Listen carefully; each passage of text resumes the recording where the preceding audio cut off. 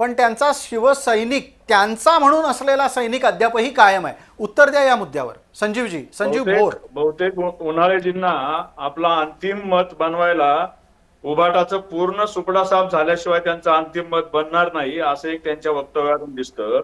आणि जेव्हा इतर एक राज्यात आज 2 नंबरचा पक्ष म्हणून शिवसेनेचं सगळे आकडेवारी आपल्याला दिसतात आणि ते जर इतरांना टोळ्या म्हणत असतील तर हे अतिशय असभ्यपणाचं वक्तव्य आहे आणि निषेधार्ह आहे.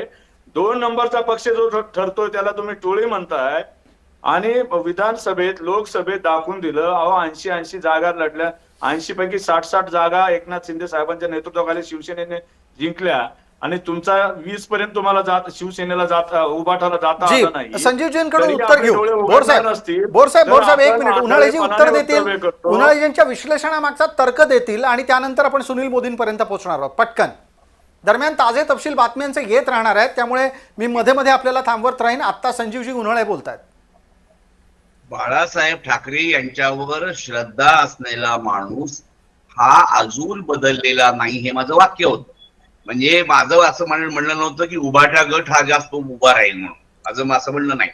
आता प्रश्न असा आहे की शिवसेना पक्ष हा जी संजीवजी माफ करा, आम्ही थांबवतोय. आमच्या सोबत आमच्या सहकारी आहेत प्रणिता बोरसे, त्या ताजी बातमी देत आहेत. अगदी येवल्यात राष्ट्रवादीचे राजेंद्र लोणारी हे आघाडीवर आहे. आघाडी पिछाडी संदर्भातली माहिती आपल्याकडे येते. जामखेडमध्ये भाजपच्या प्रांजल चिंतामणी या आघाडीवर असल्याची महत्वाची माहिती सध्या समोर येते. चांदूर बाजारमध्ये भाजपच्या उमेदवार कांता अहिर या आघाडीवर आहेत.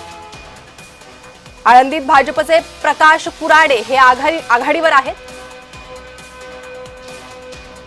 तर पुन्हा एकदा मी जाणार आहे माझे सहकारी काथे सर यांच्याकडे. काथे सर, चर्चा. धन्यवाद प्रणिता. चर्चेसाठी आपण आता पुढे सरकतोय. संजीव उमाळे आणि संजीव भोर यांच्यामध्ये मगाशी शाब्दिक चकमक होता राहिली, पण आपल्याला मुद्द्याला स्पर्श करायचा आहे. प्रतिभाताई शिंदे आपल्यापर्यंत येतो. तुम्हाला आकडा किती अपेक्षित आहे? कारण इथे पाहायला गेलं तर तुमच्यात आणि भाजपामध्ये सुद्धा मोठा फरक दिसतो आहे. मुळामध्ये आम्ही 180 नगराध्यक्षांची हे लढलेलं आहोत आणि त्याच्यामध्ये आम्हाला अपेक्षित आहे की आम्ही खूप चांगलं यश मिळवू. आता काही 2 तासामध्ये आकडी येतील सर, आपण त्याच्यावरच बघूया ना. अपेक्षित आकड्यापेक्षा आम्हाला एक विश्वास आहे, जनता आम्हाला करेल. आता नवापूरला आम्ही पुढे आहोत, सावद्यामध्ये आम्ही पुढे आहोत, आता फैजपूरमध्ये पुढे आहोत. म्हणजे जिथे आमचे उमेदवार पुढे आहेत आता नगराध्यक्ष पदाचे, ते अजून कदाचित तुमच्या स्क्रीनवर आलेले नाहीत आणि तुम्ही ते आकडे घेतलेले नाहीत असं मला वाटतंय. 3 ठिकाणी आम्ही आता पुढे आहोत. बिलकुल. आपण जे सांगतात ते आकडे लवकरात लवकर आपल्या